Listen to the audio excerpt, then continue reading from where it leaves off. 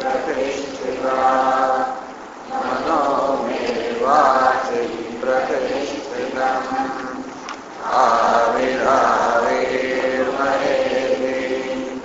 वेदस्य महानिष्ठः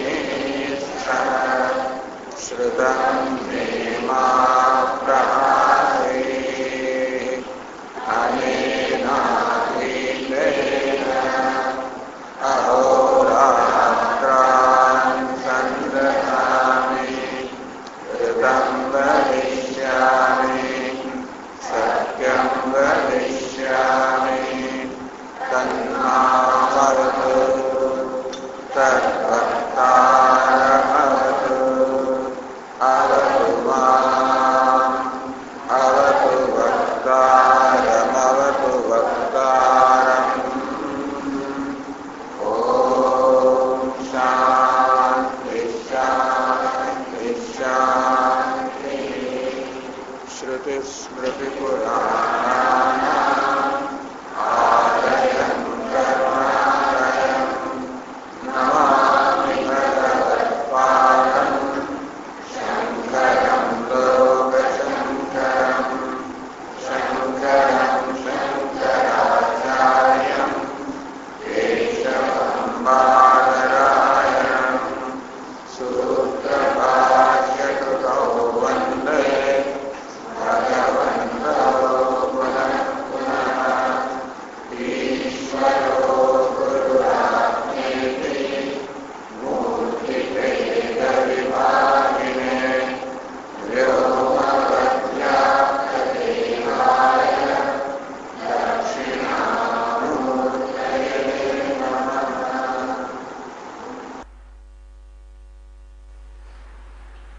सुरता पाना पर अध्याय 400 अथ गार्ग्यो हवै बालाकिः अनुचानः संस्पृष्ट आस सह वसद उशीनरेषु संवसन् मत्स्येषु कुरुपञ्चालेषु काशीविदेहेषु इति सह अजातशत्रुं काश्यम् एत्य उवाच ब्रह्मते ब्रवाणीति तम होवाच अजातशत्रुः सहस्रं दद्मः ते इति एतस्यां वाचि जनको जनक इति वै ऊ जना धावन्तीति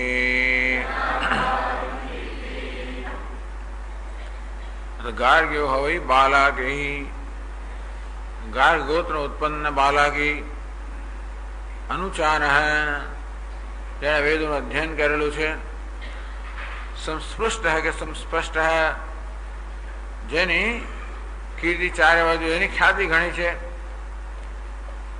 सह अवसत उषी नरेशु आ बधा देशों में उषी नर मत्स्य कुरुपंचाल काशी विदेह वगैरह आ देश में ए निवास करतो हतो शास्त्रार्थ करवा माटे पोतानी कीर्ति में वृद्धि करवा माटे सह अजात शत्रुम काश समेत ऐत्य उवाच एक वखते काशीना नरेश अजात शत्रु पास आवीने एमणे आ प्रकारे कह्युं ब्रह्मते ब्रवाणीति हे राजा हूँ तने ब्रह्मनो उपदेश करीश तम होवाच अजात शत्रु अजात शत्रु अत्यंत प्रसन्न थई गया अने कह्युं सहस्रम दद्महते हूँ तमने 1000 गायो आपू छू एतस्याम वाची मात्र वखत एटला पूरतुं ज हूँ तने ब्रह्मनो उपदेश करीश ए कहेवा पूरतुं ज एटला माटे ज हूँ आपने 1000 गायो आपीश उपदेश कर्या पछी तो वात जुदी छे જનકો જનક એથી વયું જના ધાવંતી, લોકો જોને હંમેશા જનક પાસે દોડી જાય છે. ખબર છે કે અજાત શત્રુ એવો જ કેથી પણ મહાન રાજા છે, લોકો અહીં નથી આવતા, જનક પાસે દોડી જાય છે. તો તમે અહીંયા આગળ આવ્યા એ ખરેખર મારું બહુમાન કર્યું છે, હું પ્રસન્ન છું, 1000 ગાયો આપું છું. એટલે હવે આ ગ્રંથકાર અહીં સમજાવે છે.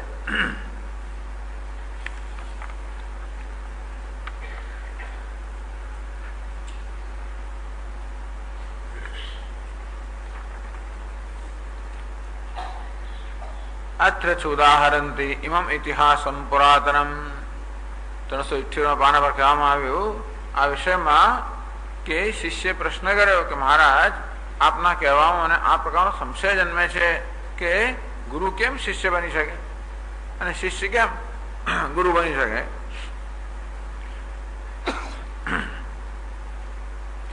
કે જે પગરખું હોય એ ક્યારે પણ મસ્તક પર વિરાજમાન થાય ખરું. શિષ્ય તો પગરખાના સ્થાને છે, ગુરુ તો મસ્તકના મુકટના સ્થાને છે, તો એકબીજાનું સ્થાન કેમ લઈ શકે? આ સંશય મારા મનમાં જન્મે છે. સંશય જન્મનું કારણ છે કે શું આપે આ બ્રહ્મ વિદ્યાની સ્તુતિ કરવા માટે અર્થવાદના રૂપમાં કહ્યું કે વાસ્તવમાં આવો પ્રસંગ બનેલો છે કે કોઈ ગુરુ શિષ્ય બની ગયા હોય, શિષ્ય ગુરુ બની ગયા હોય. આપના વચનથી આ બંને પ્રકારનું અર્થઘટન સંભવિત છે, બંને બરોબર લાગે છે. આપ કૌશળ પ્રમાણ હોવું જોઈએ કે ત્યાં બન્યું હોવું જોઈએ, પણ સાથે આ શક્ય લાગતું નથી કે ગુરુ શિષ્ય બનવા માટે કદાચ અર્થવાદ પણ હોય. તેથી એ સંશયને દૂર કરવા માટે શિષ્ય ગુરુને પ્રાર્થના કરી. તો ગુરુ કે છે કે આ ખરેખર બની ગયેલી વસ્તુ છે. અત્ર ઉદાહરણ ઇમમ ઇતિહાસમ પુરાતનમ, આ વિષયમાં કે કેવી રીતે ગુરુ શિષ્ય બન્યા અને શિષ્ય ગુરુ બન્યા એ વિષયમાં ઇમમ પુરાતનમ ઇતિહાસમ ઉદાહરણથી આ પૂર્વાચાર્યો કે મહાપુરુષો આ પહેલા બન્યો ઇતિહાસ છે અહીંયા ઉદાહરણથી ઇતિહાસ આગળ કહેતા હોય છે. બ્રાહ્મણ છે સંવાદમ રાજ્ઞા શાંતેન તમ શૃણુ. એ શાંત મન અંતઃકરણ અર્થાત અંતઃકરણની શાંતિ ધરાવનાર, જેમને પોતાના મન પર સંપૂર્ણ પ્રભુત્વ છે, જે કોઈ પણ સંજોગોમાં મને સ્વસ્થતા આવી શકે એવો અજાત શત્રુ જે રાજા છે એની સાથે એક બ્રાહ્મણ જે સંવાદ હતો, હે શિષ્ય તે તું સાવધાન થઈને સાંભળ. ગર્ગણામ ગોત્રય કશ્ચિત બલાગેદ વિશ્રુત. ગર્ગ ગોકુળમાં ઉત્પન્ન થયેલો બલાક નામનો એક અત્યંત વિદ્વાન બ્રાહ્મણ હતો. બ્રાહ્મણો વેદ વેદાંગ પારગ ધર્મ સંસ્થિત વિશ્રુત. એની ખ્યાતિ ચારે બાજુ ફેલાયેલી હતી. વેદ વેદાંગ કારણ કે એને ખૂબ અધ્યયન કર્યું હતું, વેદ અને વેદાંગનો એ પારંગત હતો. ધર્મ સંસ્થિત ધર્મનિષ્ઠ પણ હતો. આ બલાક નામના પિતા તસ્ય પુત્ર ભવત કશ્ચિત તાદૃશો લાલિતો યુવા. એને કોઈ પુત્ર જન્મ્યો, યુવાન હતો, લાલન પાલન કરીને ઉછેરેલો હતો, એટલે જરા બગડેલો હતો. અહમ વિદ્યાધિકો નાન્ય મત એવમ સદર્પધી. આ બ્રાહ્મણ બલાક પાસે ધન હશે અને પોતાના પુત્રને લાલન પાલનથી ઉછેરેલો, એટલે પેલા બહુ અભિમાન જન્મ્યું.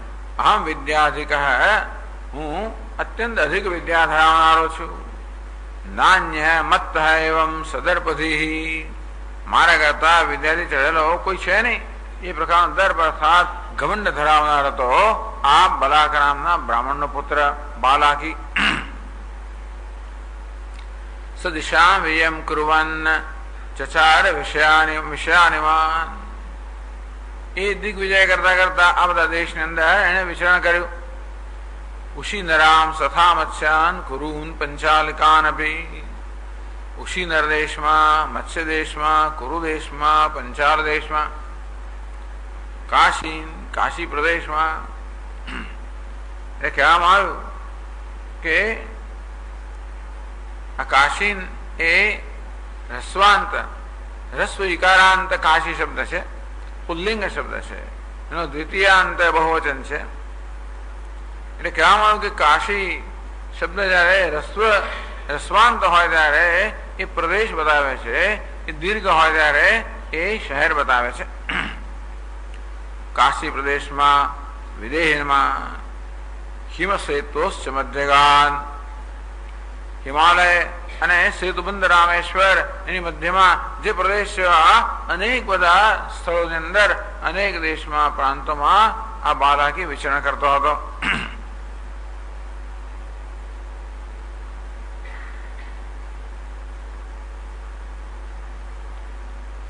હવે 379 પાનાથી ચર્ચા આગળ ચલાવે છે. તો ગાર્ગ્ય બાલાકી ત્યાં દૃપ્ત બાલાકી કરવામાં આવ્યું. અહીં દૃપ્ત શબ્દ નથી પણ એનું વર્ણન કરવામાં આવ્યું. એટલે અહીં કૌશિકીમાં દૃપ્ત શબ્દનો પ્રયોગ નથી કરવામાં આવ્યો. બૃહદારણ્યકમાં દૃપ્ત બાલાકી કહેવામાં આવ્યું. એટલે એ દૃપ્તને સમાવેશ કરી લીધો. ગ્રંથકારે જે કઈ બૃહદારણ્યક ઉપનિષદમાં આ કથામાં જે કઈ વધારે વિશેષ અંશ છે એનો પણ અહીંયા સમાવેશ કરી લીધો. આપણને આ બંને ગ્રંથનો લાભ મળે છે. તો એ બ્રાહ્મણ આગળ વર્ણન કરે છે. સ્વીત કીર્તિ મેધાવે સ્વાત્મબોધ વિવર્જિત સર્વજ્ઞ પ્રાણમાત્માનમ મન્યમાનશ્ચ વાગ્મ્યપી.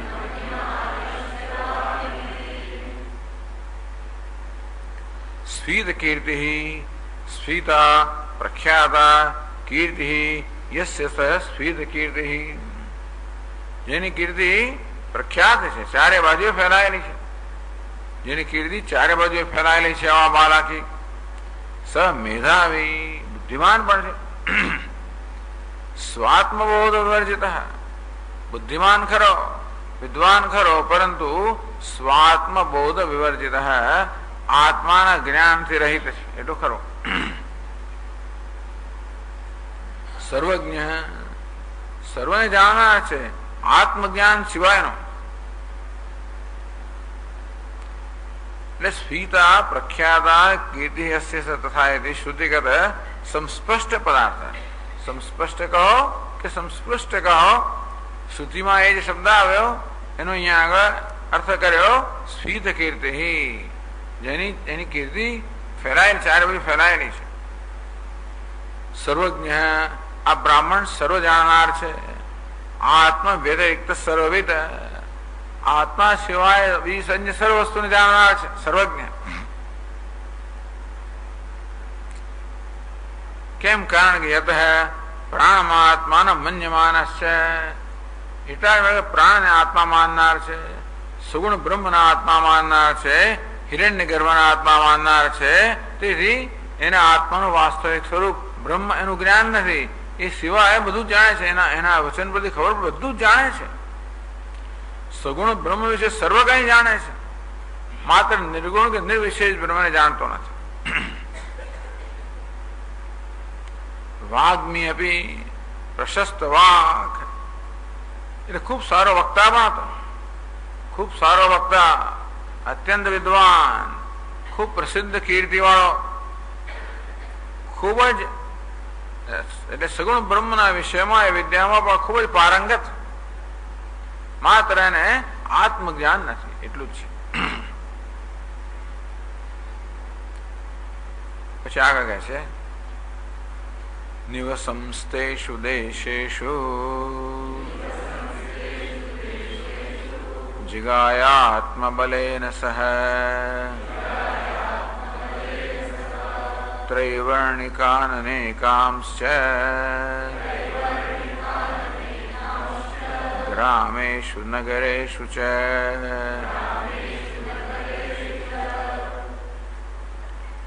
નિવસંતેષુ દેશેષુ, આ બધા દેશમાં નિવાસ કરતો કરતો કેટલોક સમય નિવાસ કરતો કરતો આત્મબલેન સહ ત્રૈવર્ણિકાન અનેકાંશ જિગાય. પોતાના બળથી, વિદ્યાના બળથી અનેક ત્રૈવર્ણિક બ્રાહ્મણ, ક્ષત્રિય, વૈશ્ય આ બધા જે વેદના જાણકાર હતા એ બધાને જીગાય. જીગાય એટલે જીતવાન. તો સિંદર વગેરે દેશમાં વિચરણ કરતા કરતા બધા સાથે શાસ્ત્રાર્થ કરતા કરતા એને બધા વિજય પ્રાપ્ત કર્યો. ગ્રામેશુ નગરેશુ ચ નિવસન દેશેશુ.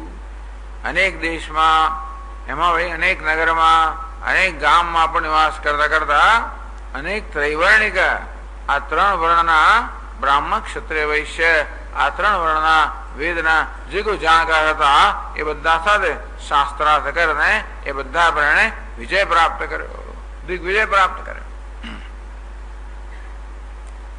તસ્ય અજ્ઞસ્ય દર્પ. છતાં અજ્ઞાની તો ખરો દર્પ ઘમંડ બતાવે કે અંદર દુઃખ છે. આ બધી વસ્તુ ખરેખર બતાવે અંદર સોહમ ભગવત શોચામી. આટલો બધો વિદ્વાનો આ છતાં પણ એ શોકથી મુક્ત નથી. આ ઘમંડ કહો, અભિમાન કહો, જે કઈ છે આ બધું અંદર રહેલા કોઈને કોઈ વિષાદ છે એની જ અભિવ્યક્તિ છે. એટલે અજ્ઞાન તો બતાવે જ છે. તસ્ય અજ્ઞસ્ય દર્પ. અજ્ઞાની છે માટે દર્પ છે કે ઘમંડ છે. તો હવે આગળ કહે છે કાશી નામાંકિતે દેશે કદાચિત ગાર્ગ્ય આગમત દૃપ્તો વિદ્યાધિકો વિપ્રઃ જેતુમ ત્રૈવર્ણિકાન પરાન.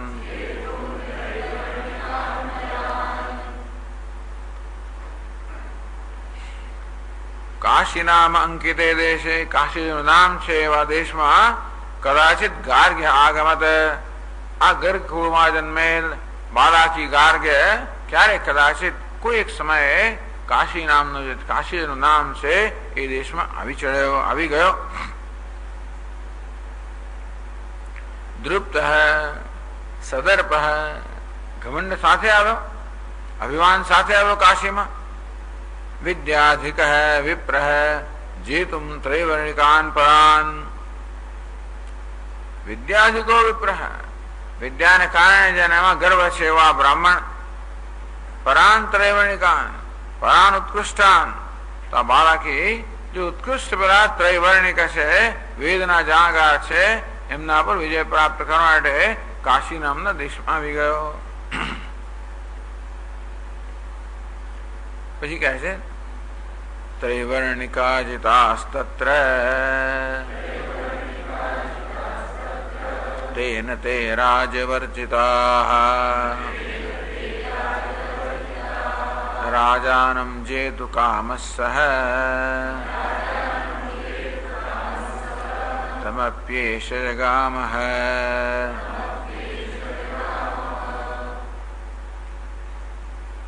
તત્ર તેન રાજવર્જિતાઃ ત્રૈવર્ણિકાઃ જિતાઃ. રાજા સિવાયના બે બધા વેદના જાણકાર હતા એ બધા પર એને વિજય પ્રાપ્ત કર્યો. કાશીમાં પણ રાજાનમ જેતુ કામસ્સ. જેતુમ કામ, જેતુ કામ મકારનો લોપ છે અહીંયા આગળ. તો રાજા પર વિજય પ્રાપ્ત કરવાની ઈચ્છા વાળો. તમે પી એશ જગામ, એ રાજા પાસે પણ ગયો. જગામ ઉપગત, એ રાજા પાસે આવ્યો. અજાત શત્રુ પરિચય. રાજા અજાત શત્રુ નો આપણને પરિચય આપે ગ્રંથકાર કે અજાત શત્રુ કેવા હતા. કાશીશ્વરોતિ ધર્માત્મા યોગ્રણીર બ્રહ્મવાદિના વિનીત સત્યસંધશ્ચ સતામ શુશ્રૂષણે રતઃ.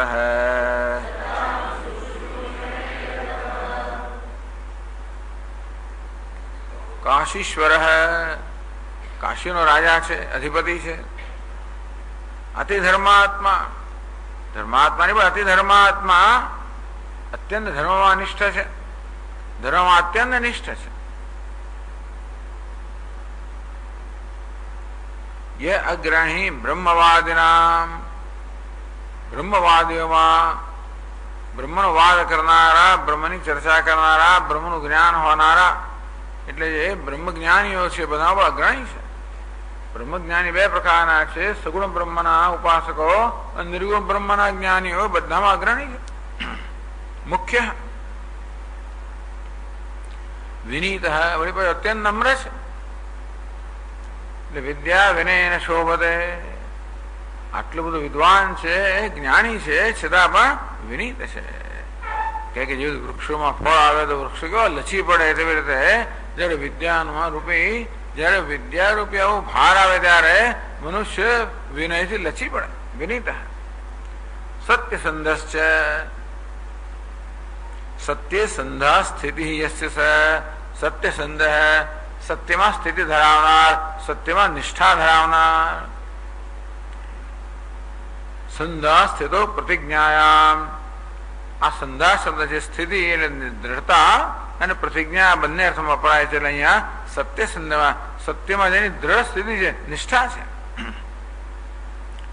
સતામ શુશ્રૂષણે રત, વળી પાછા સત્પુરુષ સજ્જનોની શુશ્રૂષામાં સેવામાં રત હતો. કેવું? આદર્શ રાજા, આદર્શ ક્ષત્રિય, આદર્શથી ચડ્યા તો. ક્ષત્રિયોમાં બ્રહ્મજ્ઞાન હોય એવી કોઈ અપેક્ષા નથી. આ તો બ્રહ્મજ્ઞાન પણ અગ્રણી, છતાં અત્યંત નમ્ર, વળી સત્યનિષ્ઠ અને સજ્જનોની, સત્પુરુષોની સેવા કરવામાં સતત રહે. તો નામ વ્યુત્પત્તિમાં અજાત શત્રુ, એ નામની વ્યુત્પત્તિ સમજાવે છે પછી શ્લોકમાં. બલાધિક્યાન તસ્યાસ્તે જાત શત્રુઃ પુમાન ભુવે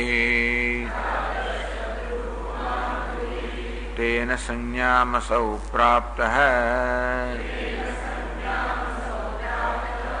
અજાત શત્રુ અજાત શત્રુરીશ્વરઃ.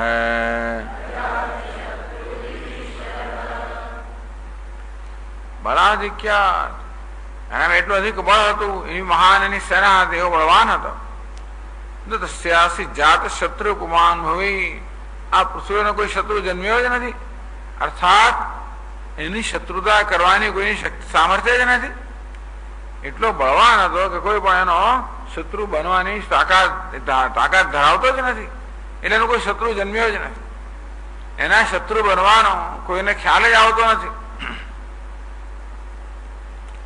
તેને સંજ્ઞા અસૌ પ્રાપ્ત, એ કારણે આ રાજાએ આ પ્રકારની સંજ્ઞા અર્થાત આ પ્રકારનું નામ પ્રાપ્ત કર્યું.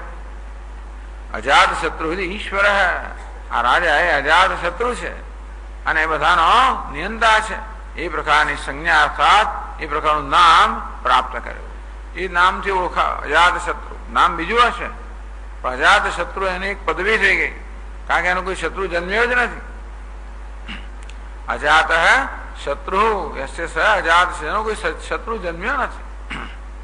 કેમ જન્મ્યો નથી? બલાધિક્યાત, અત્યંત બળવાન હોવાના કારણે કોઈ એનો શત્રુ જન્મ્યો જ નથી. એ તો ખરું, પણ આંતર શત્રુ અભાવાદપી તાદૃશમ નામ ઉચિતમ ઇતિ. એનો બહાર તો કોઈ શત્રુ નથી, એનો કોઈ આંતરિક શત્રુ પણ નથી, એટલા માટે પણ એનું અજાત શત્રુ એ નામ ઉચિત છે. એ કહે છે શત્રુ મિત્રે તથોપેક્ષ્યે સ્વદેહે ચક્રુમાવપે નયસ્ય વિષમા બુદ્ધિ સ્વપ્નેપ્યસ્તિ મહીભૃતઃ.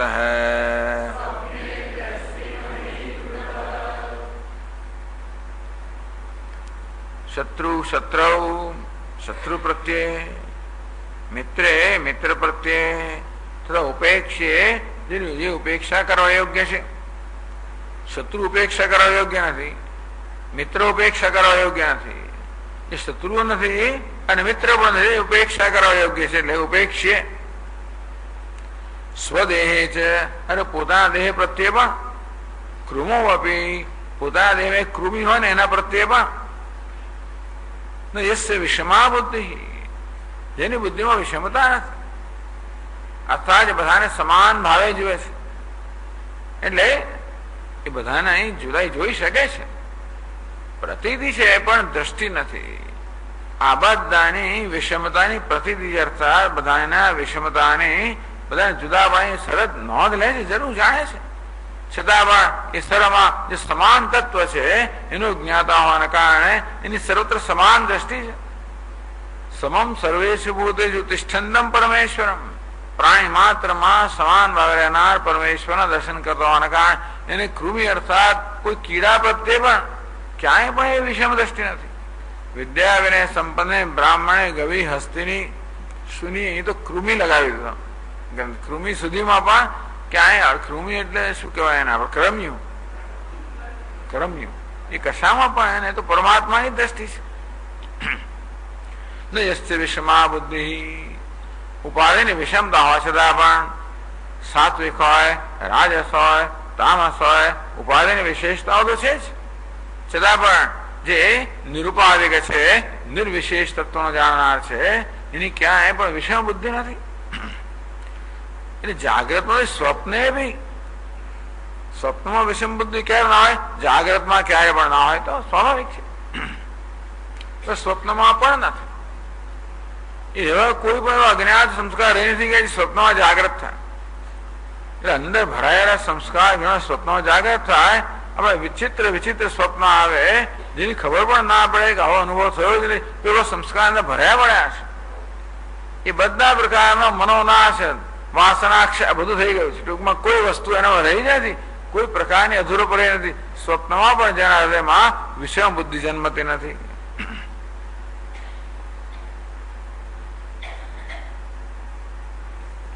એટલે ટીકાકાર કહે છે વ્યાપિકાયા વિષમ બુદ્ધિ અભાવાત તદ વ્યાપ્યાનામ રાગદ્વેષાદિના અભાવ ન્યાય સિદ્ધ ઇતિ ભાવ. તો વિષમ બુદ્ધિ હોય તો રાગદ્વેષ હોવાના છે. રાગદ્વેષ જન્મે છે વિષમ બુદ્ધિથી. વિષમ દ્રષ્ટિ કહો, વિષમ બુદ્ધિ કહો. વિષમ એટલે જ્યાં અસમાન, અસમાન રીતે જોવાને કારણે આપણા ચક્ષુને કે આપણી ઇન્દ્રિયોને ભલે સમાનતા જણાતી હોય, બુદ્ધિમાં જો સર્વત્ર સમાનતા હોય છે, નથી હોતી એમ નહીં.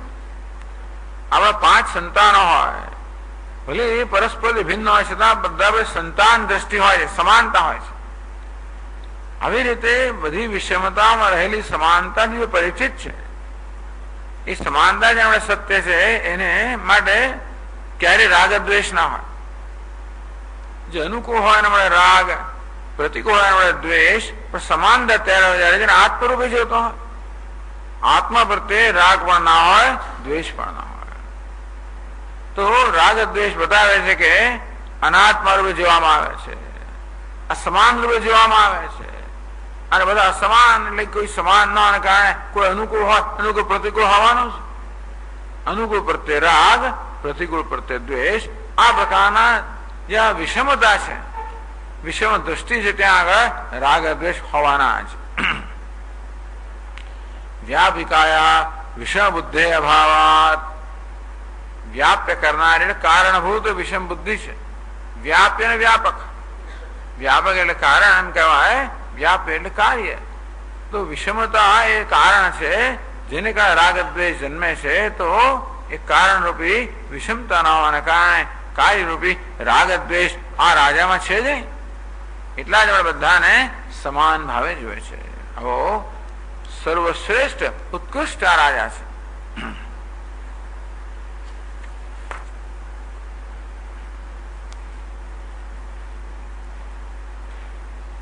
હા, પછી હજી એક આગળ છે શ્લોક ત્યાં. તમે કદા સભા સંસ્થમ જેતુ કામો દ્વિજોત્તમ काश्यमागत्य सहसा वचनं त्विदमुक्तवान् तम सभा संसम जेदुकामः द्वितोत्तमः एकदा तम काश्यम आगत्य सहसा इदं वचनम् उक्तवान्। एकदा एक वखत तम सभा संस्थम ये राजा एक बार सभा बैठेलो छे। काश्यम એ કાશ્ય નરેશ જે પોતાની સભામાં અન્ય સભાસદો સાથે વિરાજમાન છે। તમ જે દુકામ એના પર વે પ્રાપ્ત ઈચ્છાવાળો દ્વિજોત્તમ આ બ્રાહ્મણમાં શ્રેષ્ઠ એવો આ ગાર્ગ્ય બાલાકી તૃપ્ત આ રાજા પર વિજય પ્રાપ્ત કરવા ઈચ્છાથી આગત્ય એની પાસે આવ્યો। એ પ્રકારે આવ્યો છે। રાજા પાસે આવવાનો બહુ ઈરાદો સ્પષ્ટ છે। એને કાશી નગરીની અંદર પણ રાજા શિવાના બધા પર વિજય પ્રાપ્ત કર્યો છે અને રાજા પર વિજય પ્રાપ્ત કરવાના પ્રયોજનથી આવ્યો છે। એટલા માટે આપણા મનમાં કશી વસ્તુ એકદમ જ જો ઘર ઘાલી ગઈ હોય તો બીજું કઈ સૂઝે જ નહીં આપણને। એટલે અંદર જે હોય એ તરત બહાર આવી જાય। સહસા જરાય વિચાર્યા વગર જ ઈદ મુક્તવાન જરાય વિચાર્યા વગર જ એને આ વચન કહ્યું। ટીકા કહે છે ધરતમ રાજામ જેતુ કામ તુમ કામ મનસોરપી મલોપ આગળ આવી ગયો જેતુમ કામ અને જેતુ કામ મલોપ થયો। કામ અને મનસ આ બેની અંદર જેતુ કામ એટલે જેતુ માનસ એવું પણ આવતું હશે। સહસ અવિચાર્ય કોઈ પ્રકાર વિચાર કર્યા વગર બ્રાહ્મણ રાજા પ્રત્યે આ વચન આ વાક્ય બોલ્યો। સભાયામ ગાર્ગ્ય વચનમ સભામાં ગાર્ગ્ય શું કહ્યું કે છે હવે અજાત શત્રવે તુભ્યમ અજ્ઞાયાત્ર નિમજ્યતે વદામિ બ્રહ્મ યત્તત્વમ સાવધાનમના શૃણુ।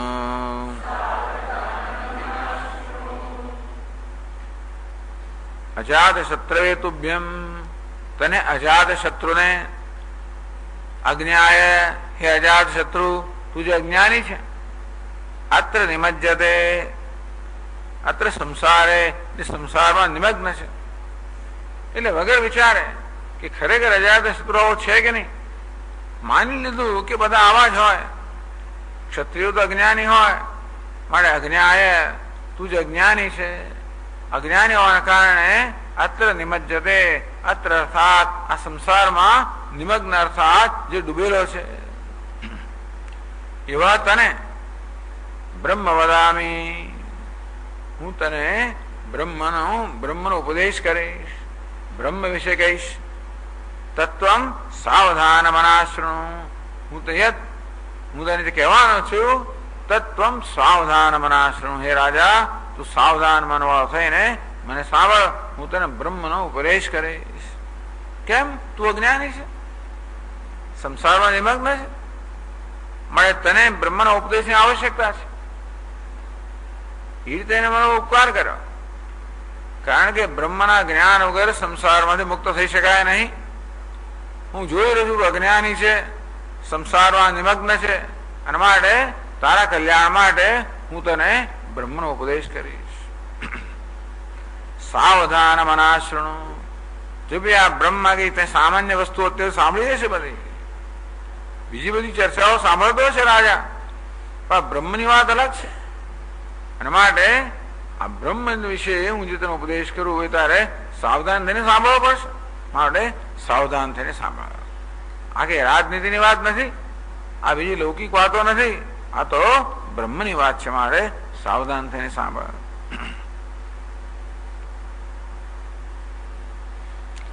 ઇત્થમ ગાર્ગ્યવચ શ્રુત્વા રાજા નિર્મત્સર સ્વયં व्युत्पन्न हर्ष सहसा वचनम त्विदमुक्तवान् इत्थम गार्ग्य वचन શ્રુત્વા આ પ્રકારે ગાર્ગ્યનું વચન સાંભળીને રાજા સ્વયં નિર્મત્સર, રાજા કોઈ નિર્મત્સર માત્સર્ય રાહિત છે. માત્સર્ય કોને કહેવાય? ટીકા મત્સરેણ પરોત્કર્ષ અસહન રૂપેણ હીન.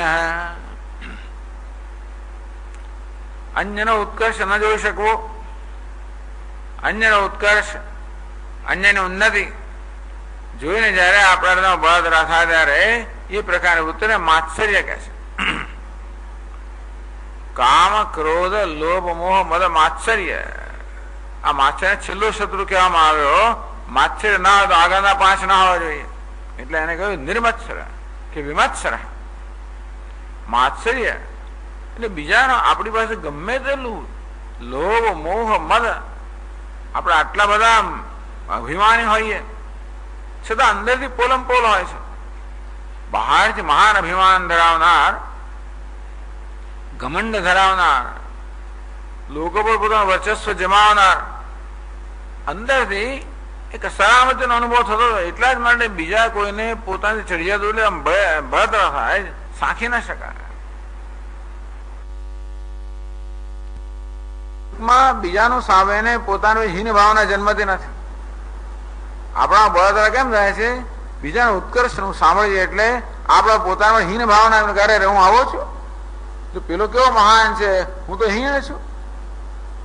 આમ ખરેખરી બળતરા આપણને પોતાની હીનતાને કારણે થતી હોય છે.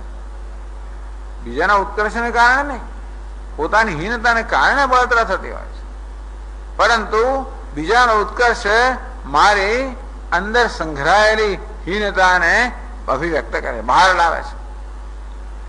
જેને સામાન્ય રીતે હું ભૂલવાનો પ્રયત્ન કરતો હો, આંખ આડા કાન કરતો હો, જેથી કોઈ રીતે મારા મગજનો કબજો લે નહીં, તો હું સ્વસ્થ રહી શકું.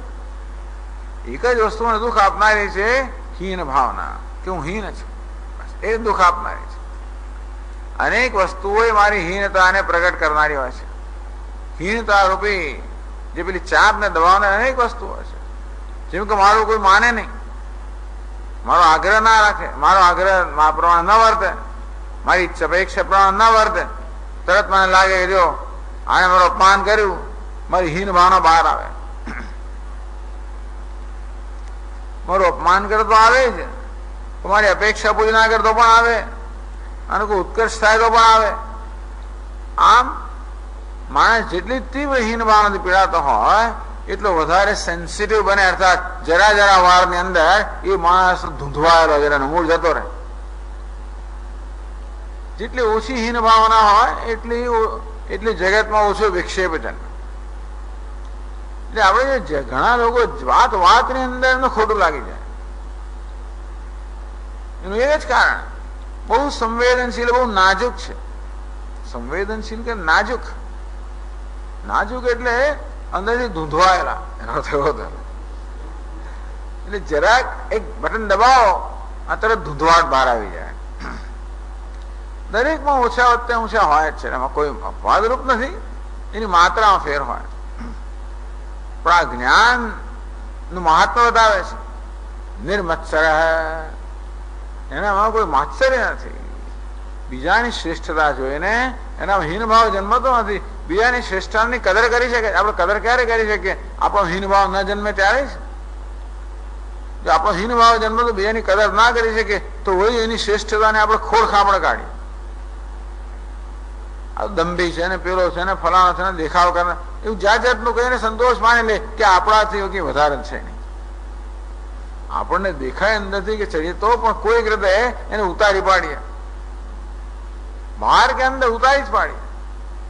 કોઈને ગણતરીમાં લઈએ જ નહીં ને. દુનિયામાં મારા સમાન કોઈ છે જ નહીં ને. બધાને તૂતાથી જ વાત કર, જાત જાતની રીતે વાત કરવી, ઉતારી જ પાડવા, જેથી આપણે એવો સંતોષ રહે કે હું સૌથી મહાન છું, મારા કરતા ચડ્યા તો કોઈ. એ દુઃખમાં લોકો આવો મિથ્યા સંતોષ લેવાની જાત જાતની રીતો શોધી કાઢતા હોય છે. રાજાને કોઈ જરૂર જ નથી.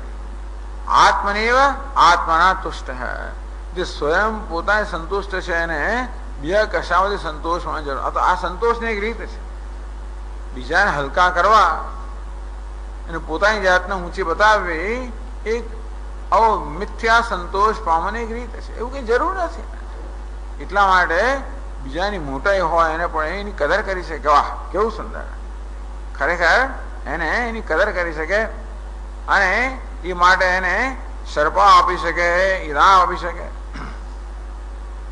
ઉત્પન્ન હર્ષ, આ બ્રાહ્મણ વાક્ય સામે અત્યંત હર્ષ જન્મે. બાકી હોય તું મને વળી બ્રહ્મ કહેનાર તું કોણ? આપણને કોઈ કહે તો આપણે ન જાણે તો સ્વીકારીએ નહીં. આપણે બ્રહ્મનું જ્ઞાન ન હોય તો તું મને કહેનારો કોણ છે? અથવા હવે આ પાછું મને જાણી ગયો કે મને ખબર નથી. કોઈ મને કહે તો આવો એને ખબર પડી કે હું અજ્ઞાની છું તોય દુઃખ થાય. ઉત્પન્ન હર્ષ, પેલા કહ્યું ને બ્રહ્મનો ઉપદેશ કરીશ, તું અજ્ઞાની છે, સંસાર નિમગ્ન છે, આવું કહ્યું તો એને ગુસ્સો ના ચડે. બ્રાહ્મણની ઉત્કૃષ્ટતા જોઈને એમાં આશ્ચર્ય ન જન્મ્યો અને બ્રાહ્મણે અપમાનજનક વચન કહ્યા એને કારણે એનામાં કોઈ પ્રકારનો ક્રોધ ના જન્મ્યો. ઉત્પન્ન હર્ષ, ઉલટા બ્રાહ્મણ વચન સાંભળીને એને હર્ષ જન્મ્યો કે આ બ્રાહ્મણે તો મને મહાન કર્યો. ટૂંકમાં બ્રાહ્મણે તો હું છું એના કરતા મને વધારે મહાન બતાવ્યો. આ રીતે બ્રાહ્મણના શબ્દોમાં દ્વારા પોતાની કદર થઈ હોય એને લાગ્યું. ઉત્પન્ન હર્ષ. ટૂંકમાં આવા માણસોને હર્ષ જનોડ જોઈએ છું, કશું ના જોઈએ. આટલા બ્રાહ્મણનું કહેવું પૂરતું છે એને આનંદ થઈ ગયો. ઉત્પન્ન સહસા વચનમ સિદ્ધમુક્તવાન, કીધું વક્ષ્યમાણ વચન મુક્તવાન, એ પણ તરત બોલી ગયો. રાજાએ પણ વિચાર કરવાની જરૂર ના પડે. રાજા પણ આ પ્રકારે સહસા તરત જ આ પ્રકાર નીચે પ્રકાર કહેવા પ્રમાણે વચન એને ગાર્ગ્યને કહ્યું. રાજ્ય પ્રત્યુક્તિ દાનમ છે. રાજાએ એને જે જવાબ આપ્યો અથવા પ્રત્યુક્તિ એના કહેવાના ગાર્ગ્યએ કહ્યું એના પ્રત્યુત્તર રૂપે રાજાએ જે કહ્યું તે ઉપર દાન આપ્યું એનું વર્ણન કરે છે. હવે ગાર્ગ્ય યદ ભવતા પ્રોક્તમ વચનમ નિષ્પ્રસંગકમ તેન મે કર્ણ વિવરે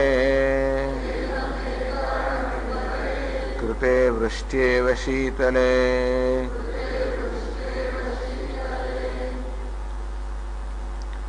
ગાર્ગ્ય, હે ગાર્ગ્ય, યદ વચનમ ભવતા પ્રોક્તમ, એ ગાર્ગ્ય આપે જે વાક્ય કહ્યું નિષ્પ્રસંગકમ, જેમનો કોઈ પ્રસંગ નથી. અર્થાત આપે એવું કહેવા માટે કોઈ પ્રસંગ નથી. તો એક પાદમાં કહે છે પૃષ્ઠે સદી પ્રસંગ સ્યાત. રાજાએ જો બ્રહ્મ વિદ્યા વિશે પ્રશ્ન કર્યો હોત તો ગાર્ગ્યને એ પ્રકારનો ઉપદેશ કરવાનો પ્રસંગ ઉપસ્થિત થયો હોત. ન ચ અહમ અપ્રાક્ષમ, હે ગાર્ગ્ય, મેં તો બ્રહ્મ વિદ્યા વિશે પ્રશ્ન કર્યો નથી. અતઃ નિષ્પ્રસંગકમ, કોઈ પ્રસંગ વગર. એ કેટલી મોટી કૃપા છે. મેં પૂછ્યું હોત અને આપે કહ્યું, આપણે પ્રસ્તાવ મૂક્યો હોત કે હું બ્રહ્મ વિદ્યા પ્રદાન કરીશ તો બરોબર છે, બ્રહ્મનો ઉપદેશ કરીશ. બધું પૂછ્યું નથી, સામે ચાલીને કોઈ પ્રસંગ ન હોવા છતાં પણ સામે ચાલીને આપે મને આ બ્રહ્મનો ઉપદેશ મળવાનો પ્રસ્તાવ મૂક્યો. તેન મે કર્ણ વિવરે કૃતે વૃષ્ટ્યા ઇવ શીતલે, એને કારણે તેન ભવદ વાક્યેન, આપના વાક્યથી વૃષ્ટ્યા ઇવ અમૃત વૃષ્ટિ સમયેન વાક્યેન. આપનું વાક્ય કેવું છે? અમૃતની વર્ષા ન થઈ હોય. વદામિ બ્રહ્મયત તત્વમ સાવધાન મના શૃણુ, હું તને બ્રહ્મનો ઉપદેશ કરીશ. આ વાક્યો જાણે કે અમૃતની વર્ષા સમાન લાગે છે. અમૃત વિષ્ટ સમયેન ભવદ વાક્યેન મમ કર્ણ વિવરે દ્વે અપી શીતલે ગત સંતાપે કૃતે, તો આપના વાક્યને કારણે મારા બંને કાન છે એ અત્યંત શીતળ બન્યા, સર્વ સંતાપમાંથી ચાલી ગયો. કાનમાંથી સંતાપ ગયો એટલે મનમાંથી સંતાપ ગયો. કાનમાં સંતાપ એટલે શું? મનમાં. એટલે મારામાંથી સર્વ સંતાપ ચાલી ગયો. મારા હૃદયને શીતળતા પ્રદાન કરનાર આપના વાક્યો છે. અમૃતની વર્ષા થઈ હોય તે રીતે મારા હૃદયને અત્યંત શીતળ બનાવનાર આપના વાક્યો છે, આપનું વાક્ય છે. કે છે આગળ તો આ પાદ બહુ લાંબી છે. એ તેને ગાર્ગ્યસ્ય કૃપા વિશેષ અનુમેતે રાગ અભિપ્રાય. એ પછી રાજાનો અભિપ્રાય એ છે કે ગાર્ગે એના પર વિશેષ કૃપા કરી છે. મારી સભામાં આવીને આ રીતે બ્રહ્મનો ઉપદેશ કરવાનો પ્રસ્તાવ મૂકીને આપે મારા પર વિશેષ કૃપા કરે છે, એવો રાજાનો અભિપ્રાય છે. ઈરાદો છે આવું કહેવાની પાછળનો. યત્તુ નિષ્પ્રસંગકમિતિ તદ વચઃ નિંદાર્થમિતિ કેચિત. આ નિષ્પ્રસંગકમ કહ્યું ને, પ્રસંગ નથી તોય તમે કહ્યું, કે પ્રસંગ ન હોય છતાંમાં કહ્યું, એને બંને અર્થ થાય. કેવો છે ગાર્ગ્ય તું, કે કઈ પ્રસંગ નથી છતાં આવી આવીને હું કહ્યું, એમ કરીને નિષ્પ્રસંગકમિતિ તદ વચો નિંદાર્થમ. એના વચનની નિંદા કરવા માટે રાજાએ નિષ્પ્રસંગકમ એ પ્રકારનું વિશેષણ વાપર્યું, એવો પણ એક કોઈકનો અભિપ્રાય છે. એથી કહે છે તન્ન, આ ટીકાકારે આ પ્રકારે કહ્યું નિષ્પ્રસંગકમ, એનું કોઈ ટીકા નથી કરી. એટલે માની લઈએ કે રાજા ખુશ થયો છે. તેને મેં કર્ણ વિવરે કૃતે વૃષ્ટિ શીતલે. આ વાક્યથી મારું હૃદય તો અમૃત વર્ષાની સમાન શીતળ બન્યું. એટલે રાજા પ્રસન્ન થયો. એટલે ગાર્ગે પોતાનો વિશેષ ઉપકાર કર્યો એવું રાજા માને છે. એ પછી એટલે નિષ્પ્રસંગકમ કહેવાની પાછળમાં રાજાનો અભિપ્રાય છે કે તમે મારા પર વિશેષ ઉપકાર કર્યો છે. એટલે નિષ્પ્રસંગકમ આ શબ્દ છે, અને બંને રીતે એનું અર્થઘટન થઈ શકે. વિશેષ ઉપકાર કર્યો કે પછી મૂર્ખતા કરે એમ કહેવાય. કેટલાક લોકો નિષ્પ્રસંગકમ એ શબ્દ છે એનો એવો અર્થ કરે છે કે રાજા ખરેખર તો આ બ્રાહ્મણના વાક્યની નિંદા કરી રહ્યા છે. એ કહે છે બરોબર નથી, એ અભિપ્રાય બરોબર નથી. પૂર્વમ નિર્મત્સર ઉક્તત્વાત, આગળ કહેવામાં આવ્યું કે રાજા નિર્મત્સર છે, અર્થાત બીજાના ઉત્કર્ષને જોઈને હૃદયમાં સંતાપ જન્મતો નથી. અને તેથી આ બ્રાહ્મણ પોતાનો ઉત્કર્ષ બતાવે કે હું તને વિદ્યા પ્રદાન કરું, હું તને ઉપદેશ કરું. તું એ ઉપદેશ કરનાર કહો, એવું સામાન્ય આપણા મનમાં આ જાતનો પ્રતિભાવ જન્મે, એવું રાજાના મનમાં ના જન્મ્યો. નિર્મત્સર છે એટલે જ બતાવે છે કે ગુસ્સે થયો નથી. આ વચન એને ગુસ્સામાં આવીને કહ્યું નથી. અનંતર શ્લોકે શું છે? કથન પ્રશંસાયા વૈયર્થ્યાત. પછીના શ્લોકમાં પણ બ્રાહ્મણના કથનની પ્રશંસા કરે છે. એવું વ્યર્થ કહેવાય જો ખરેખર એ વચનની નિંદા નિષ્પ્રસંગકમ શબ્દથી બ્રાહ્મણના વચનની નિંદા થયો હતો, તો પછીના શ્લોકોમાં જે બ્રાહ્મણ જે પ્રશંસા થાય છે એ વ્યર્થ જાય. નિત્ય ગાર્ગસ્ય અવૈદુષ્યમ વિદન અવોચત રાજા ત્રાસ્તિમાનમ. તો કે નહીં, રાજાને ખબર છે કે આ બ્રાહ્મણ કશું જાણતો નથી, એટલે નિષ્પ્રસંગકમ કરવો. એ રીતે લોકો અર્થઘટન કરતા કે એ બરોબર નથી, કારણ કે રાજાને બ્રાહ્મણની અવિદ્વત્તાની ખબર એવું આપણે ખબર નથી. આ બ્રાહ્મણ નિર્વિશેષ બ્રહ્મ જાણતો નથી, અર્થાત નિર્ગુણ બ્રહ્મ અજ્ઞાન છે. એવું બ્રાહ્મણનું અજ્ઞાન રાજાને છે કે બ્રાહ્મણ અજ્ઞાન વિશે રાજાને ખબર છે, એવું આપણી પાસે કોઈ પ્રમાણ નથી. કે બ્રાહ્મણના અજ્ઞાનને જાણીને એને એક ટોણો માર્યો. આ એક ટોણો માર્યો છે કે એની પ્રશંસા કરી છે, બંને રીતે નિષ્પ્રસંગકમ. એટલે જે બ્રાહ્મણનું એને ખબર કઈ જાણતો નથી ને બોલે દાપા મારે નિષ્પ્રસંગકમ. અલા ભાઈ પ્રસંગ તો છે નહીં, તમે બ્રહ્મનો ઉપદેશ તો તું શું કરવાનો હતો? નહીં, એવું નથી. એટલે જેણે આ પ્રકારની ટીકા કરી છે એ ઘણા બધા પોતાના કારણો આપે છે. ન છે ઉત્તરત્ર 38મા શ્લોકમાં રાજ અભિપ્રાય આવિષ્કાર વિરોધ. 38મા શ્લોકમાં રાજા પોતાનો અભિપ્રાયનો આવિષ્કાર કરે છે. એમાં તો કઈ આવિષ્કાર થતો નથી. જો કે ઇદે વિજ્ઞાય ગાર્ગ્યોપી રાજ્ઞ અભિપ્રાયમ અલ્પધિ. આ રાજ એટલે કે છે કે યાર ગાર્ગ્ય છે એ રાજાના અભિપ્રાય સમજ્યો નથી.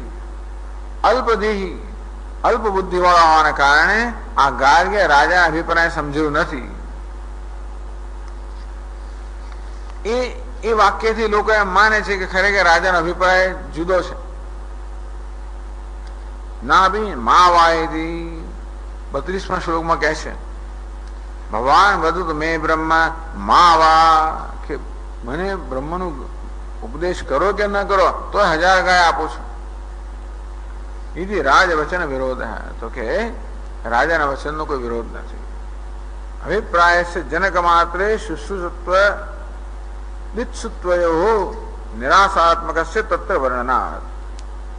એટલે રાજાનો અભિપ્રાય શું છે? રાજાનો અભિપ્રાય ગાર્ગ્ય વિશે નથી.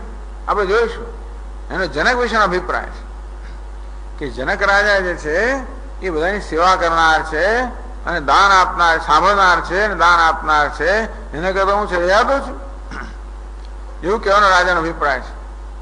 એ જાણ્યા વગર ગાર્ગ્ય કે આ જનક કરતા પણ ચડિયાતો છે એ સમજ્યા વગર જ ગાર્ગ્ય ઉપદેશ કરવાનો શરૂ કરી દે છે. રાજોક્તેશ સંભાવનાયા અભિઉપત્તે.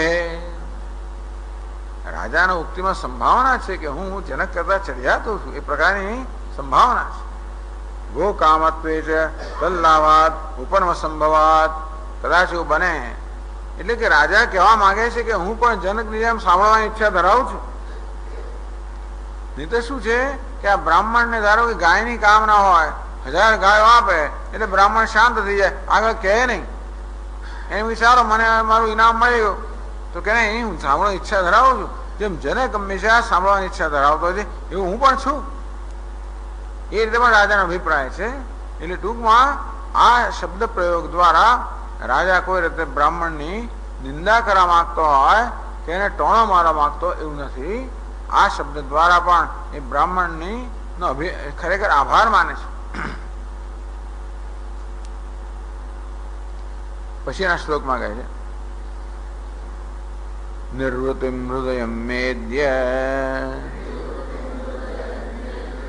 પ્રાપ્તમ પુત્ર ગિરા યથા નષ્ટ પુત્રસ્ય વૃદ્ધસ્ય મુમુર્ષોર્ધનિનો ભુવિ.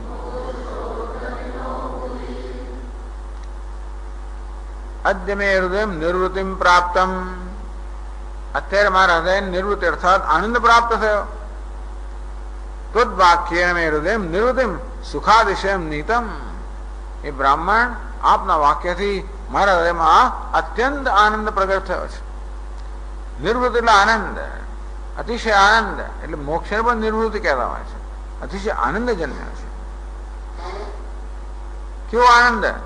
તદ દૃષ્ટાંત કે મહારાજનો કયા પ્રકારનો આનંદ જન્મ્યો છે, કઈ માત્રામાં આનંદ જન્મ્યો છે, તો પોતાના હૃદયમાં આનંદ જન્મ્યો છે મારે દૃષ્ટાંત આપે છે. પુત્ર ગિરાયથા નષ્ટ પુત્રસ્ય વૃદ્ધસ્ય મુમુર્ષોઃ ધનિનઃ. આ વૃદ્ધ મનુષ્યના આટલા વિશેષણ આપ્યા. નષ્ટ પુત્રસ્ય, તેનો પુત્ર નષ્ટ એટલે મરી નથી ગયો પણ ખોવાઈ ગયો છે. અથવા જેના નષ્ટ અદર્શને, જેને પોતાના પુત્રના બહુ લાંબા સમયથી એને પુત્રને જોયો નથી, લાંબા સમયથી એને પુત્રને જોયો નથી. વૃદ્ધ છે, જે વૃદ્ધ છે. કેટલા વૃદ્ધ? મુમુર્ષો, મરવાને એની પર છે. ધનીના ભાઈ ધનવાન છે એટલે પોતાના પુત્રની ખૂબ લાલસા હોય. મરવાનો છે એટલે પોતાના પુત્રને ધન વગેરે સોંપવા ઈચ્છે, મરતા પહેલા પુત્રને જોવા પણ ઈચ્છે. અને એકદમ પુત્ર ગયા, એકદમ જ આવીને એનો પુત્ર એની સમક્ષ ઉપસ્થિત થઈ જાય અને કઈ કહે તો પેલા આપણા વૃદ્ધ મરણાસન્ન ધનવાન મનુષ્યને કેટલું બધો આનંદ થાય. કે છે યથા નષ્ટ પુત્રસ્ય દેશાંતરગમનાદિના અદર્શનગત પુત્રકસ્ય. વિદેશ ચાલી ગયો હોવાના કારણે કે અન્ય દેશમાં ચાલી ગવાને કારણે લાંબા સમય સુધી જેને જોયો નથી, જેના વાક્યો સાંભળ્યા નથી, એવા મુમુર્ષો સન્નિહિત મરણસ્ય. મુમુર્ષ અર્થાત જેનું મરણ, મુમુર્ષ એટલે મરવાની ઈચ્છા ધરાવનાર નહીં, મુમુર્ષ એટલે જેનું મરણ નજીક આવી ગયું છે. ધનિન વૃદ્ધસ્ય, આવો ધનવાન વૃદ્ધ હોય જે પોતાના પુત્રની વાટ જોઈ રહ્યો છે, અથવા ક્યારે મારો પુત્ર આવે, મરતા પહેલા તો સારું, આ પ્રકાર મનમાં બિચારો મનોરથ કરી રહ્યો હોય, એકદમ જ મનોરથ પૂર્ણ થાય, પુત્ર અહીં સમક્ષ ઉપસ્થિત થાય અને કઈક કહે, તત્કાલગત પુત્ર ગયા હૃદય નિર્વૃતમેતી. આ વૃદ્ધ મનુષ્યનું હૃદય જે છે એ એકદમ જ પુત્ર આવી જાય એના વાક્યથી કેવો આનંદથી ભરાઈ જાય. તેવી રીતે હે બ્રાહ્મણ, આપના વાક્યથી મારું હૃદય પણ એ જ રીતે આનંદથી ભરાઈ ગયું છે.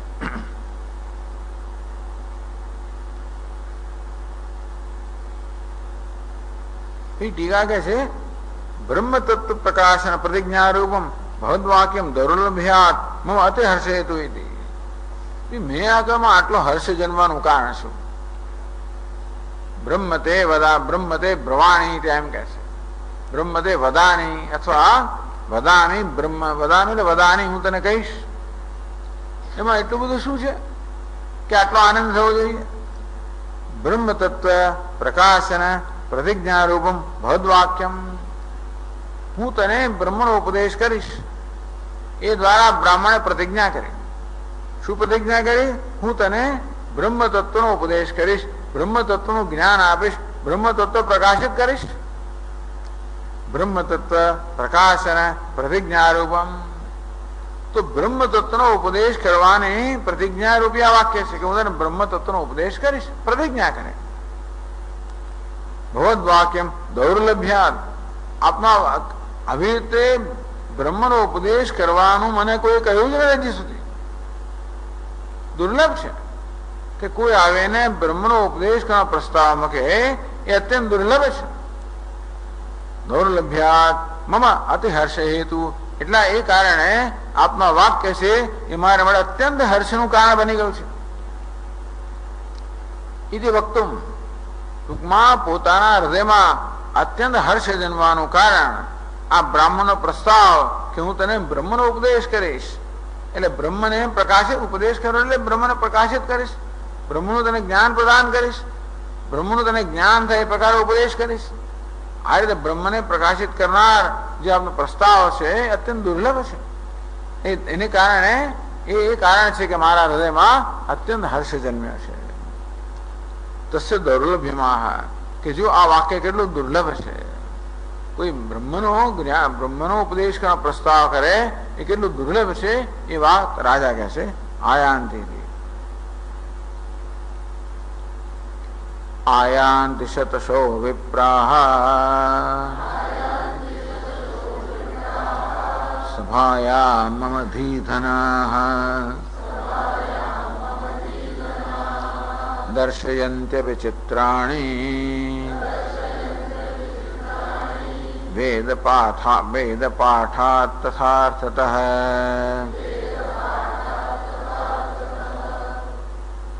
જો ભાઈ મારી સભામાં આયાંતિ શતશો વિપ્રાહ, મારી સભામાં સેંકડો બ્રાહ્મણ આવે છે, સેંકડોની સંખ્યામાં બ્રાહ્મણ આવે છે.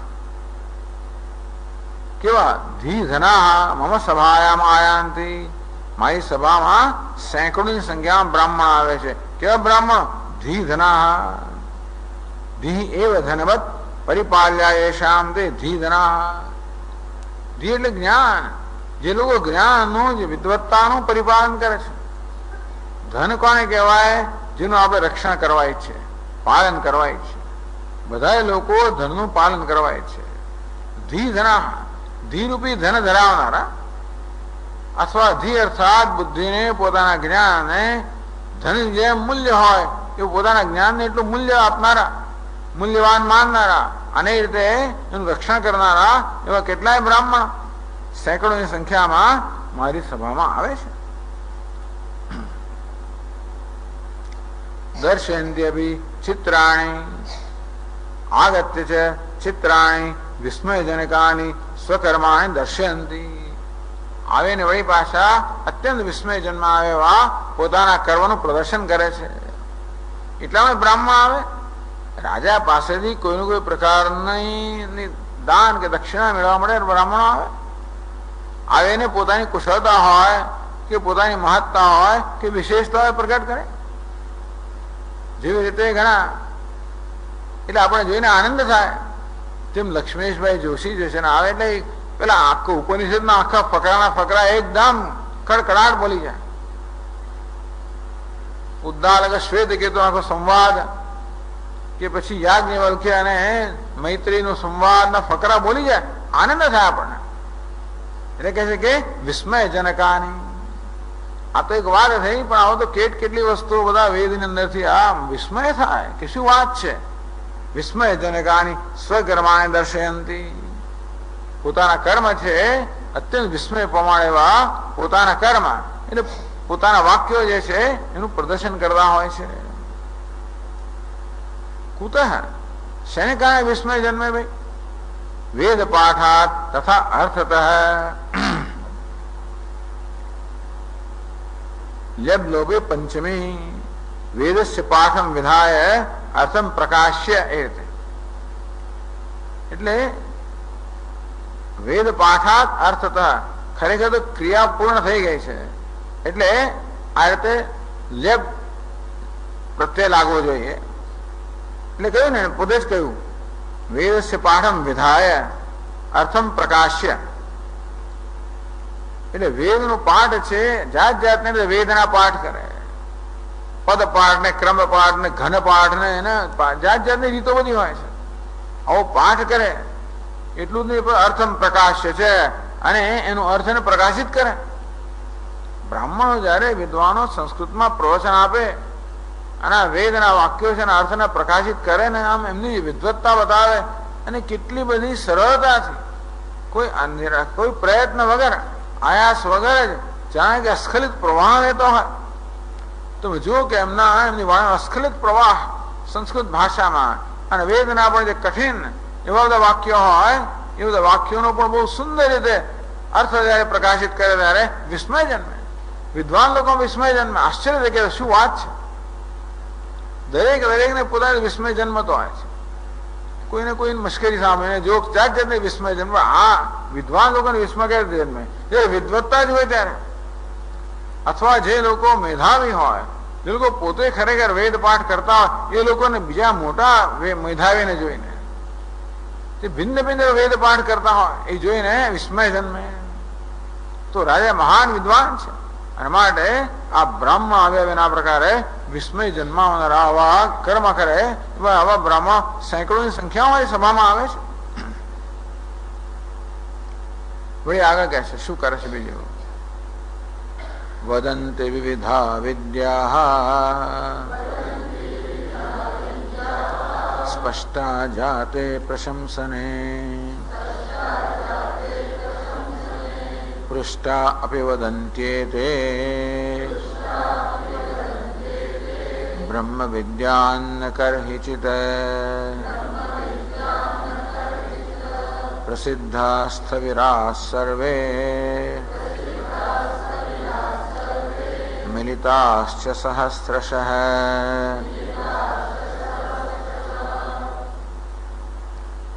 વદંતી વિવિધા વિદ્યા. વિવિધ પ્રકારની વિદ્યાઓ, અનેક બધી વિદ્યાઓ હોય. એટલે બધા જાત જાતના શાસ્ત્રો તો હોય. પુરાણ હોય, ઇતિહાસ હોય, ન્યાય હોય, મીમાંસા હોય, આ બધા શાસ્ત્રો હોય. અર્થશાસ્ત્ર હોય, અનેક શાસ્ત્ર હોય. એ સિવાયની બધી વિદ્યાઓ હોય. એટલે મંત્ર વિદ્યા હોય, તંત્ર વિદ્યા હોય, બીજી અનેક પ્રકારની કુશળતાઓ હોય. વિવિધા વિદ્યા વેદ વદંતી. આ પ્રકાર આવીને અમારી સમક્ષ વિવિધ વિદ્યાઓનું પ્રદર્શન કરતા હોય છે.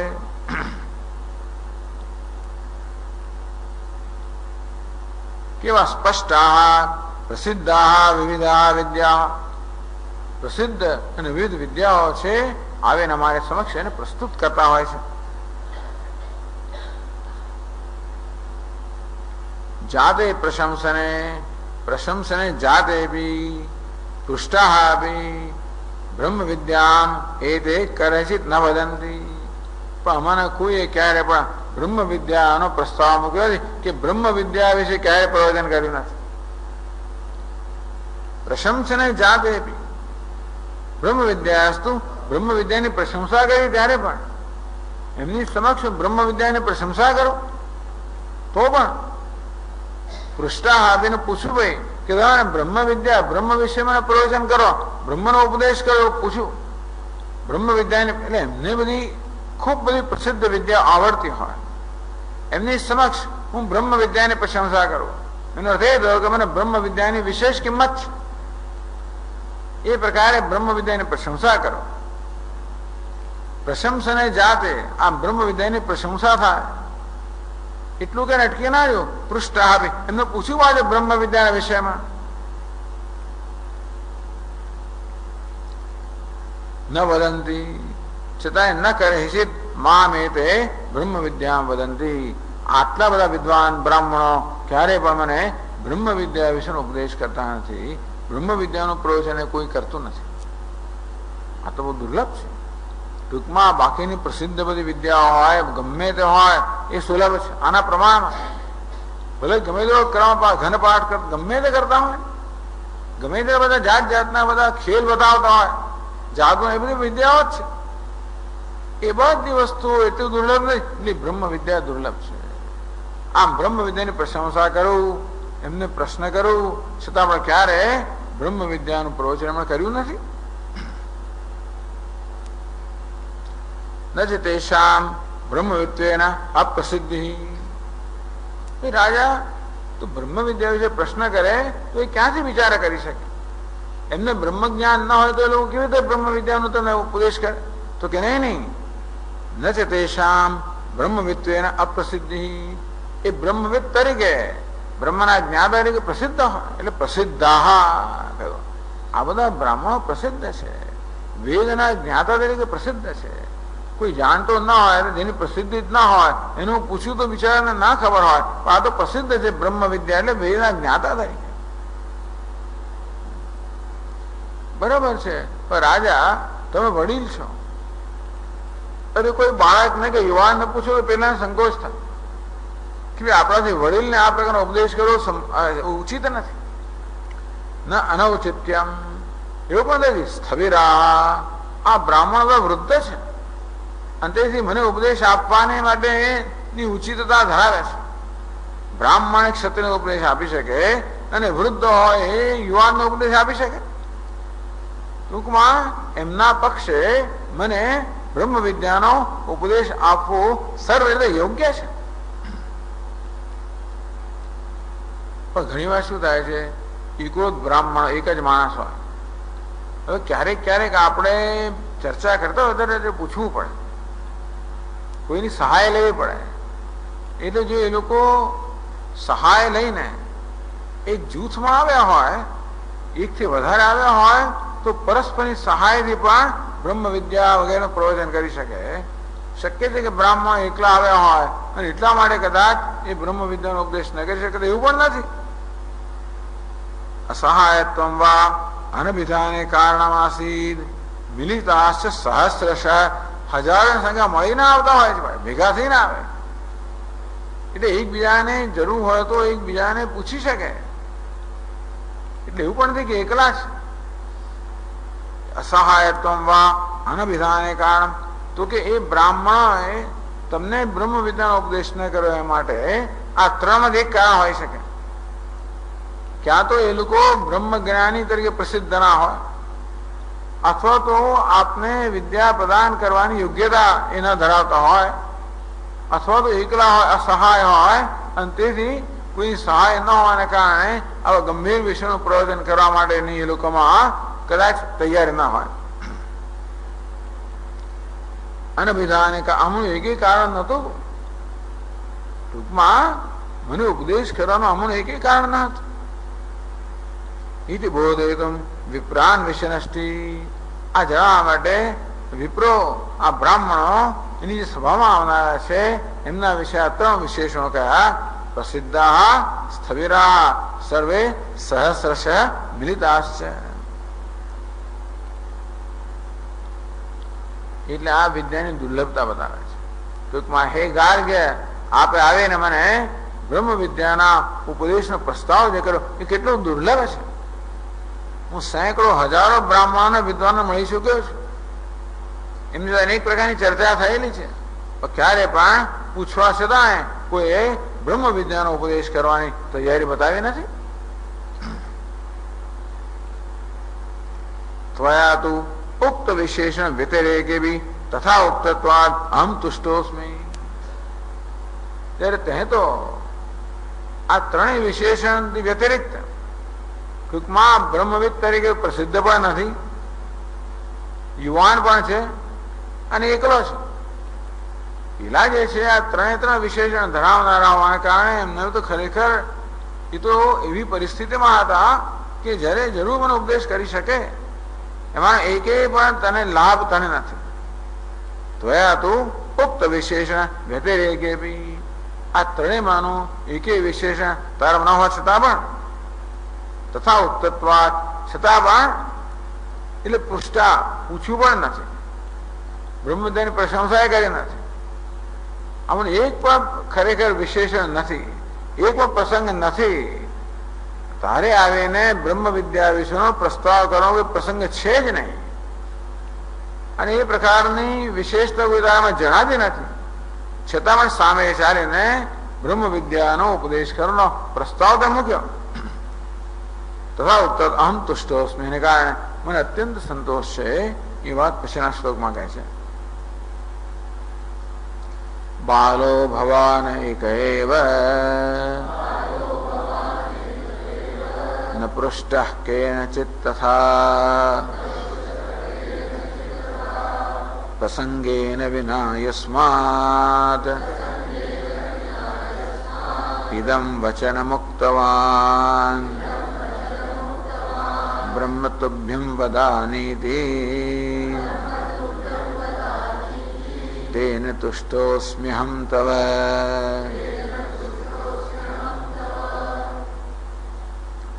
એટલે પેલા કરતા આ તદ્દન વિરુદ્ધ બતાવે છે એના વિશેષણો. બાલ પેલા કેવા છે સ્થવિરાહ, પેલા બ્રાહ્મણ વૃદ્ધ છે, અનુભવી છે, તું બાળક છે, યુવાન છે, અનુભવ નથી તને. એક પેલા કેવાય છે મિલિતા સહસ્રશ, તું તો એકલો જ છે, કોઈ સહાય પણ નહીં તને આ ટૂંકમાં શાસ્ત્રાર્થ કરવા માટે એની સહાય. એટલે એક ને તો બીજો ને ત્રીજો એવું તારી સાથે એનો સહાયભૂત પણ કોઈ નથી. ન પૃષ્ઠ કેનચિત તથા પૃષ્ઠાપી ન વદંતી, અને કવિએ તને પૂછ્યું પણ નથી. પેલા બ્રાહ્મણ તો મેં પૂછેલું હતું તોય કોઈ ઉત્તર નતો આપતું, તને કોઈ પૂછ્યું પણ નથી. પ્રસંગી ને વિના યસ્માત, ચાલો કોઈ પૂછે નહીં, પણ આ સભામાં જયારે પ્રવેશ કરો ત્યારે ધારો કે બ્રહ્મ વિજયની ચર્ચા ચાલી રહી હોય, ધારો કે આ બ્રાહ્મણે રાજાની સભામાં પ્રવેશ કરો ત્યારે બ્રહ્મ વિજયની ચર્ચા ચાલી રહી હોય, અને પછી લાગે કે અત્યારે લોકો ગૂંચવાઈ ગયા છે, તો કે કઈ વાંધો વિચાર હું કહીશ, એવો પ્રસંગ હોતો બરોબર છે. પ્રસંગે ન વિના યસ્માત ઇદમ વચન મુક્તવાન, એવી કોઈ પ્રકારનો પ્રસંગ નથી, છતાં પણ આ વાક્ય આપે કહ્યું શું બ્રહ્મ તુભ્યમ વદામીતિ વચન મુક્તવાન, કે હું તને બ્રહ્મનો ઉપદેશ કરીશ એ પ્રકારનું વચન જે કહ્યું, તેન તુષ્ટોસ્મિ અહમ તવ, તેથી આપના એ વાક્યથી હું અત્યંત સંતુષ્ટ છું. એટલે કહે છે ઇદમ બ્રહ્મ ઇત્યાદિ વાક્યમ, કહ્યું ને ઇદમ વચન મુક્તવાન, કયું વચન બ્રહ્મ તુભ્યમ વદાની ઇતિ વચન મુક્તવાન, આ પ્રકારનું વાક્ય કહ્યું. તેન તવ વિશિષ્ટ કર્મ તુષ્ટોસ્મિ ઇતિ, આ રીતે આપના વિશેષ કર્મ છે, હું અત્યંત સંતુષ્ટ છું. આ રીતે રાજા ખરેખર બ્રાહ્મણ વચનની પ્રશંસા કરે છે.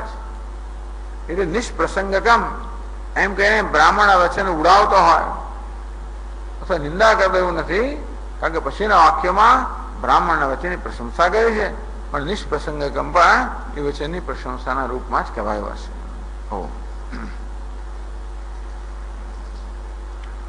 ઓમ પૂર્ણમદ પૂર્ણમિદમ પૂર્ણાત પૂર્ણમુદચ્યતે પૂર્ણસ્ય પૂર્ણમાદાય પૂર્ણમેવાવશિષ્યતે. ओम शांति शांति शांति।